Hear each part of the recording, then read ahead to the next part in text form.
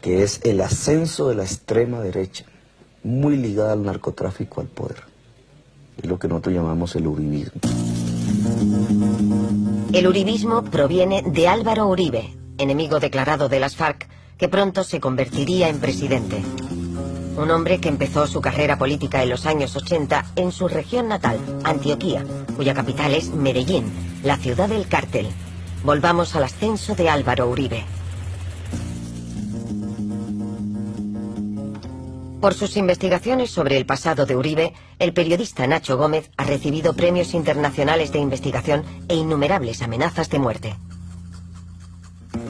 Por hacer la investigación que mostraba la existencia de un helicóptero del presidente Uribe en el laboratorio Tranquilandia.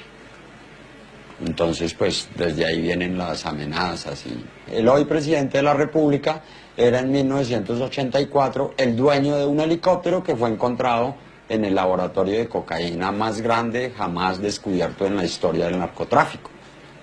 Mientras el presidente Álvaro Uribe era alcalde de Medellín, Pablo Escobar desarrollaba con la población de Medellín un programa cívico-social que se llamaba Medellín sin tugurios, que en esos mismos barrios tenía campañas sociales la alcaldía, o sea que se mezclaban las acciones de la alcaldía y las donaciones de Pablo Escobar. Unas relaciones denunciadas por los servicios de información norteamericanos. Este es un documento confidencial de 1991 ya desclasificado y titulado Perfiles de narcotraficantes colombianos. En él se lee: Álvaro Uribe, senador, colabora con el cártel de Medellín al más alto nivel gubernamental y es amigo íntimo de Pablo Escobar, que ha financiado su campaña electoral. Y aún más grave, en la época de las matanzas de sindicalistas en Los Platanales, Álvaro Uribe, convertido en gobernador de Antioquia, legalizó unas sociedades de seguridad privada llamadas Convivir, que se aliarían con los grupos paramilitares. Ejemplo: un tribunal de justicia norteamericano inculpó a la multinacional platanera Chiquita Brands por haber pagado a un grupo terrorista más de 1 millón de euros entre 1990 y 2004. Un tal Carlos Castaño había solicitado que el intermediario fuera una Convivir. Al servicio de ellos asesinaron sindicalistas, al servicio de ellos asesinaron a por lo menos 134 miembros de una comunidad afrocolombiana. En el caso de Chiquita hay plena prueba de que ello fue así. Es el caso más documentado que hay sobre la relación entre multinacionales y paramilitares. 1.500 sindicalistas fueron asesinados en la región de Urabá por estos grupos paramilitares que Castaño federaría. Se les atribuyen miles de muertes, matanzas de civiles y el desplazamiento forzoso de cientos de miles de campesinos. Unos meses antes de la elección de Álvaro Uribe, Castaño les anuncia sus intenciones. Ese gobierno colombiano no negociaba con las FARC, negociaba con los paramilitares que eran tratados como aliados. Primer episodio esclarecedor. El presidente Uribe autoriza a 3 jefes paramilitares a dirigirse al Congreso colombiano. Uno es Salvatore Mancuso, sucesor de Castaño, a la cabeza de los paramilitares, imputado en 60 procesos por la muerte de 7.000 personas. Este proceso concita a construir los instrumentos jurídicos que permitan la salida digna de la guerra para todos los comandantes y combatientes de nuestra organización, también los privados de la libertad. Como recompensa a nuestro sacrificio por la patria, haber liberado de las guerrillas a media república y evitar que se consolidara en el suelo patrio otra Cuba o la Nicaragua de otrora, no podemos recibir la cárcel. Hubo que promulgar una ley de desmovilización, clemente con Mancuso y los jefes paramilitares. Se empezó a vender el paramilitarismo y varias cadenas televisivas, privadas de Colombia fueron cómplices en eso. Se empezó a vender no como lo que eran los ejércitos privados del narcotráfico que estaban cometiendo crímenes contra la humanidad, sino como los ejércitos salvadores contra la barbarie de la FARC. Casi nunca combatió la FARC con los paramilitares. Eso casi no existe en la historia de Colombia, sin embargo así se vendieron.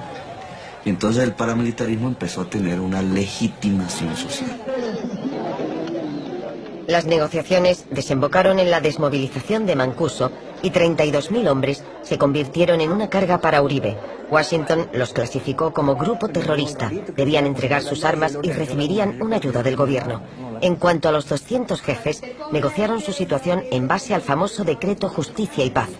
A cambio de confesiones exhaustivas, se les prometieron grandes reducciones de las penas. Por sorpresa, Mancuso empezó a revelar el funcionamiento de toda la maquinaria paramilitar que se resquebrajó. Lógicamente que en toda la región del país se eligieron congresistas. ¿Y quiénes nos eligieron? Esas poblaciones que direccionábamos directamente nosotros. Igual hacíamos también con alcaldes, igual se hicieron pactos para gobernación.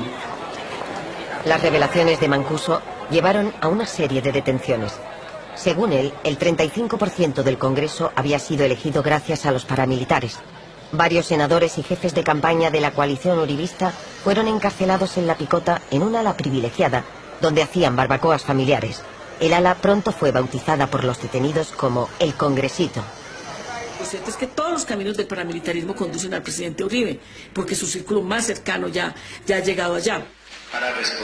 La Corte Suprema de Justicia también inculpó al jefe de los servicios de inteligencia, Noguera, que fue acusado de eliminar los expedientes que relacionaban a políticos con paramilitares y traficantes. El país estaba sumido en una crisis calificada como parapolítica por la vinculación del paramilitarismo con la política.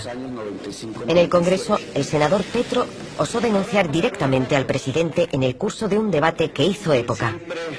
Miren ustedes aquí, primera foto, el presidente Uribe, invitando a votar por él mismo y por sus amigos que están sentados atrás, congresistas hoy en desgracia, procesados, Eric Morris. El presidente desvió la atención de la opinión pública sobre los rehenes. Una nueva operación militar de rescate acabó en una carnicería. 10 de los 11 diputados de Cali resultaron muertos. Al entierro asistieron las familias de los diputados y las mujeres que aún esperan, la madre de Ingrid Betancourt o la esposa de Óscar Lizcano. Nos congregamos en todo...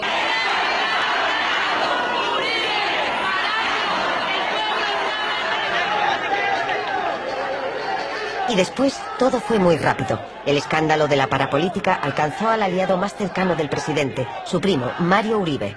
Inculpado por la Corte Suprema, intentó refugiarse en una embajada.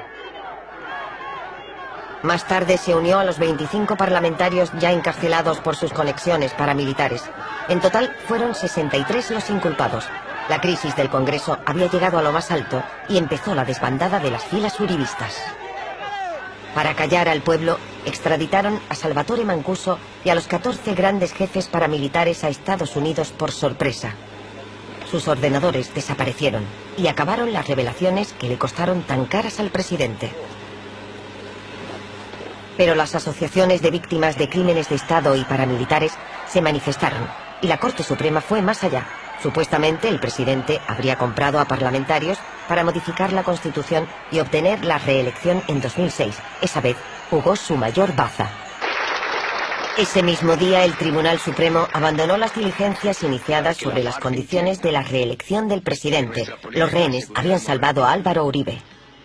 6 años de uribismo, decenas de periodistas, jueces, líderes indígenas y campesinos muertos.